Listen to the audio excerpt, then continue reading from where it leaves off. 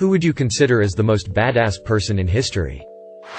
Maybe not the most, but definitely an honorable mention: Stanislav Petrov. The man who saved the world from an all-out nuclear war in 1983. Edit. Thanks for all the awards, guys. Witold Pilecki volunteered to Auschwitz death camp and escaped it to report what was happening there to allies of Poland. No one gave a fuck at that time. Definitely Major Hugh Thompson. I'm sure there are people who have done similarly brave things. But not that I know about. In 1968, Thompson managed to stop the My Lai massacre almost single-handedly.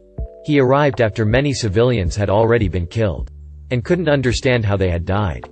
After realizing his fellow American soldiers were firing on unarmed civilians, he landed his helicopter between the Vietnamese and the soldiers. He then told the troops that if they continued to do what they were doing, he and his crew would open fire on them. After getting back to base, he filed a complaint about what he had witnessed. His complaint was covered up, and he was shunned as a traitor. It wasn't until 1998 that the army acknowledged he did the right thing. It's common to be brave in war when you know that you'll be lauded as a hero. It's another thing entirely to do it knowing you'll be seen as a traitor. He turned against his troops and country to protect innocent lives, despite what it would cost him. And I think that's about as brave as you can get. Desmond Doss. An army medic in World War II who was constantly belittled and abused by his battalion and superiors for refusing to use a weapon as it went against his beliefs. Then, when he landed in Okinawa and more than half of his battalion were shredded by Japanese machine gun fire, Desmond Doss crawled through the dirt over the course of several days to as many of his injured allies as he could and dragged them all the way back to the 40-foot cliff they had scaled up from. Then lowered them to safety. Some of these injured men were lying 15 feet from the enemy machine gun itself. And all the while Doss wore his medic helmet, which stood out like a giant bullseye on a battlefield where the Japanese soldiers were ordered to kill doctors first to crush morale. In the end he had saved the lives of 75 men. And survived with an arm fracture from a sniper round and several pieces of shrapnel embedded in his body from when he tried to kick a grenade away from him and his men. He is the only soldier without a gun to be awarded the Medal of Honor. Edit. The first conscientious objector to be awarded the Medal of Honor. There have been others since. That teenage girl that was the sole survivor of a plane crash and made her way through the Amazon. She's definitely up there. Edit. Thank you everyone for telling me her name and teaching me more about her story. I want to give her the respect and add her name. Julianne Kopka. And thank you for the rewards as well, Hart. Helga Meyer. Also known as God's Rambo. A Danish Special Forces officer who bought a 1972 Camaro and turned it into an UP-armored beast so he could deliver humanitarian aid in war-torn Yugoslavia during the Civil War and ethnic cleansing. IDK if it's true, but a story about a kid getting his limb bitten off by a shark. The uncle was with him. The uncle dragged the shark out of the water and retrieved said limb from shark. Believed the kid made a full recovery. Canadian Rambo aka Leo Major. Dude liberated an entire town in the Netherlands by himself while injured in WW2. Mad Jack Churchill, no relation, on D-Day. He stormed the beach armed with a broadsword and a longbow. He has the only confirmed kill with a longbow in World War II. At one point he was captured, escaped, and later found playing his bagpipes. Dude was a fucking legend. The woman who killed the hitman her husband hired to kill her. Nancy Wake. So skilled as she was. She was nicknamed the White Mouse by the Gestapo due to her elusiveness in avoiding capture. Highly talented in espionage. She worked as a spy for the French resistance and the Special Operations Executive to take down the Nazis. One of the more highly decorated women from WW2. Yet not well known. Battle of Stamford Bridge, the lone Norse axeman single-handedly held up the entire English army. Maria Oktyabrskaya. Her husband was killed in World War II. So she sold all her possessions.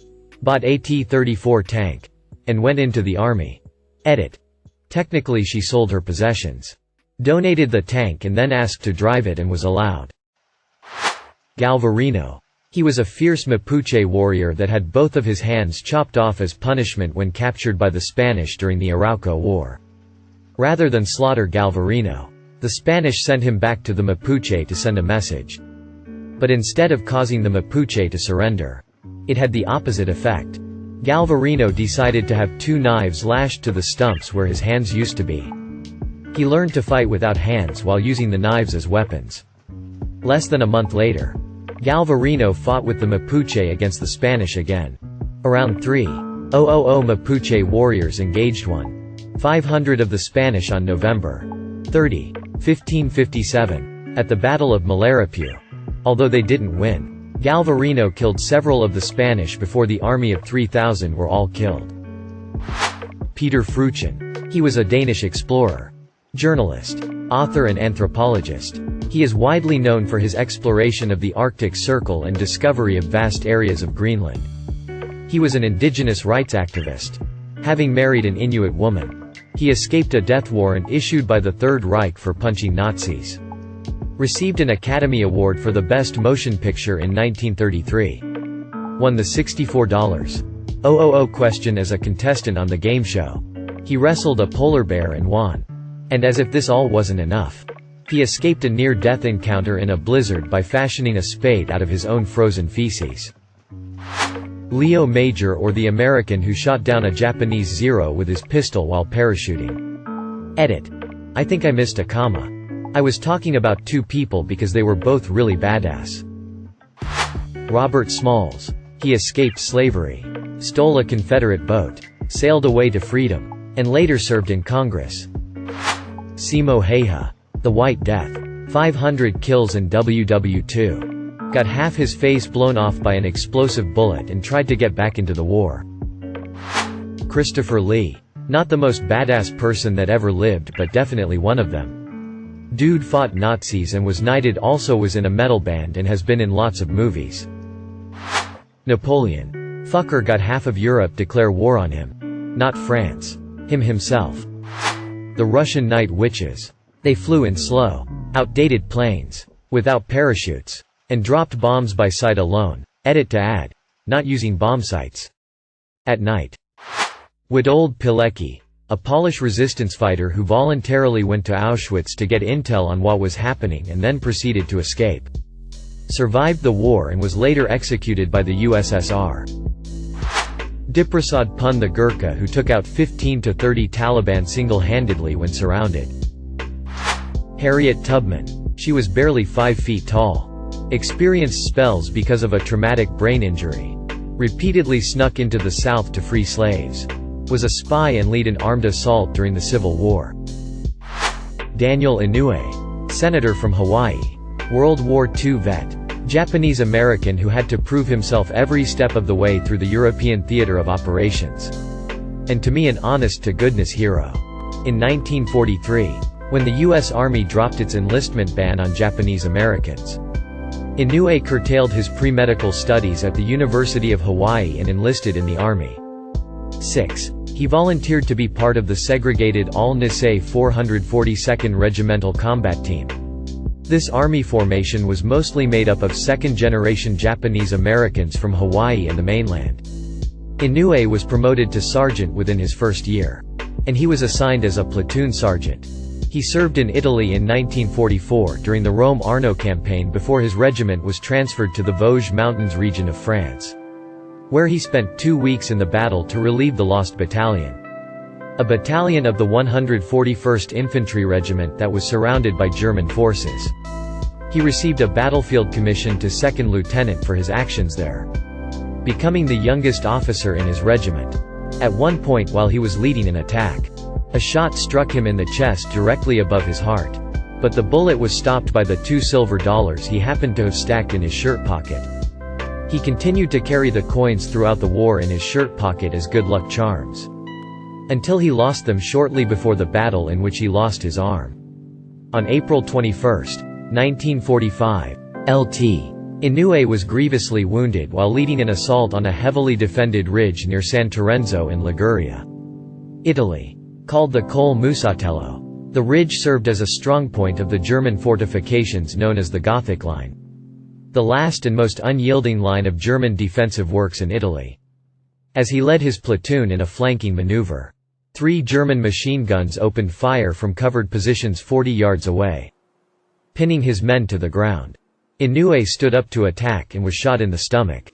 Ignoring his wound, he proceeded to attack and destroy the first machine gun nest with hand grenades and his Thompson submachine gun. When informed of the severity of his wound, he refused treatment and rallied his men for an attack on the second machine gun position, which he successfully destroyed before collapsing from blood loss. As his squad distracted the third machine gunner, Inoue crawled toward the final bunker, coming within 10 yards, as he raised himself on his left elbow and cocked his right arm to throw his last hand grenade. A German soldier saw Inoue and fired a 30mm Schiessbecher anti-personnel rifle grenade from inside the bunker, which struck Inoue directly on his right elbow. The high-explosive grenade failed to detonate, saving Inoue from instant death but amputating most of his right arm at the elbow, except for a few tendons and a flap of skin, via blunt force trauma.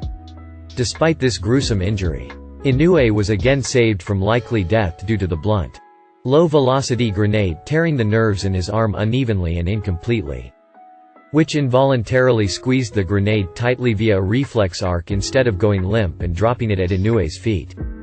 However, this still left him crippled, in terrible pain, under fire with minimal cover and staring at a live grenade clenched in a fist that suddenly didn't belong to me anymore. Inoue's horrified soldiers moved to his aid, but he shouted for them to keep back out of fear his severed fist would involuntarily relax and drop the grenade.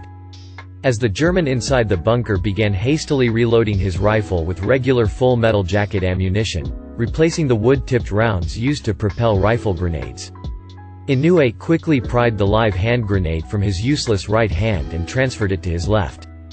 The German soldier had just finished reloading and was aiming his rifle to finish him off when Inoue threw his grenade through the narrow firing slit, killing the German. Stumbling to his feet with the remnants of his right arm hanging grotesquely at his side and his Thompson in his offhand braced against his hip, Inoue continued forward, killing at least one more German before suffering his fifth and final wound of the day, in his left leg, which finally halted his one-man assault for good and sent him tumbling unconscious to the bottom of the ridge.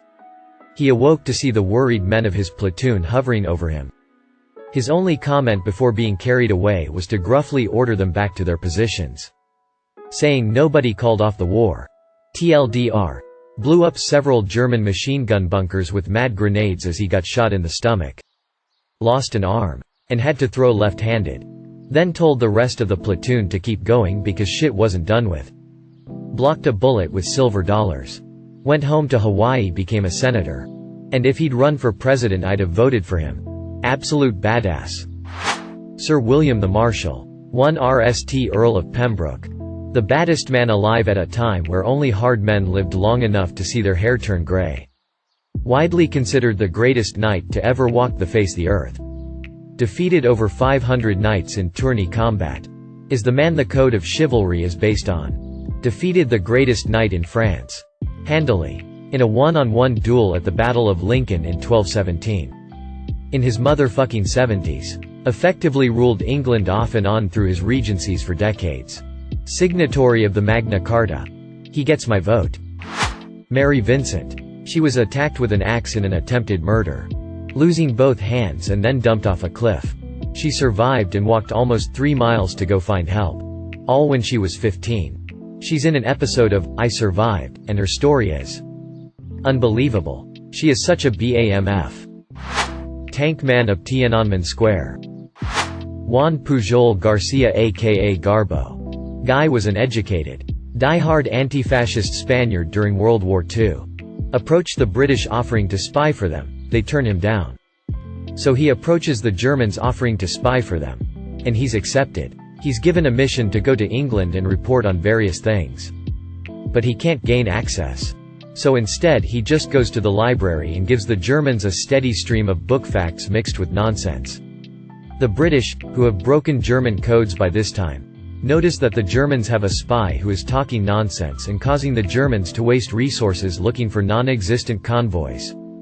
So, they have a change of heart and accept Garcia as an double agent, and he becomes simply one of the world's greatest bullshit artists. MI6 feeds him some stuff to relay.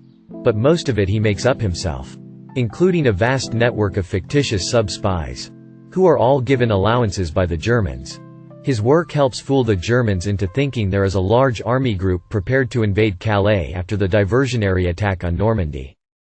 Hitler is so convinced of this that he prevents quite a lot of his reserves from reinforcing Normandy. Tens of thousands of lives are likely saved, if not hundreds of thousands.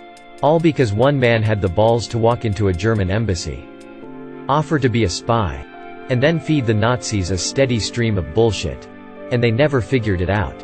In the waning days of World War II, Juan Pujol Garcia received the Iron Cross from the Nazis for his services as a spy. Audie Murphy was pretty damn badass. Fuck it. Everyone's mentioning historical figures and people who made the news, but I want to nominate my dad's cat who took buckshot to the chest, shattering his leg and leaving gaping wounds in his chest cavity, who then played on literal survival mode for a fortnight before making it home.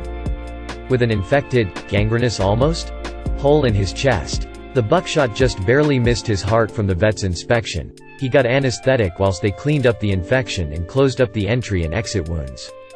He lived a relatively long and very happy life afterwards with his peg leg and passed on from old age. Rip Puds. Look up Johnny Kim. Still a young man, relatively. Navy SEAL, medical doctor, and a NASA astronaut. Teddy Roosevelt led a scientific expedition into the wilds of the Amazon in 1913. First president to invite a prominent black man to the White House, Booker T. Washington resigned cushy-ass sec of the Navy position to start his own regiment and fight on the ground in the Spanish-American War. Was hit in the chest with a bullet in an attempted assassination. After a bit of mayhem securing the shooter, Roosevelt carried on with his speech. Started the national park system, preserving our country's most amazing natural wonders. Leonardo da Vinci. He was so incredibly far ahead of his time. Florida Man. The legend grows every day. That one Mexican lady who hunted down the cartel who killed her daughter. I probably wouldn't consider her the most badass human in history, but she's up there. The actual, factual Captain Morgan. Rasputin was a scary sob. And reportedly a hell of a hard guy to kill. May not deserve the top spot, but he's up there on the list.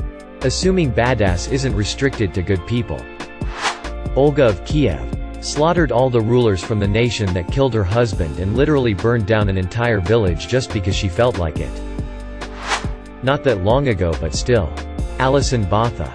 She was raped, disemboweled and nearly decapitated. And she survived to meet her attackers in court. As she pulled herself up, her head started to fall backward, since she had nearly been decapitated. Meanwhile, she could also feel something slimy protruding from her abdomen, her intestines. She had to use one hand to keep her organs from spilling out and the other hand to literally hold on to her own head. If that's not the most badass person that I've ever heard of, I don't know who is. John Paul Jones. Father of the American Navy. Raoul Wallenberg. During WW2 he posed as a Swedish ambassador and confidently lied through his teeth at Nazis for years to save tens of thousands of Jews from the Holocaust. There were instances of him flagging down trains bound for death camps, and yelling at the machine-gun-toting SS men that Swedish citizens were on board, handing out homemade fake passport documents to as many Jews as possible as he went. He got away with it for so long because fascists have a thing for confident authority figures. The guy was captured by the Red Army in '45 and likely died in a gulag.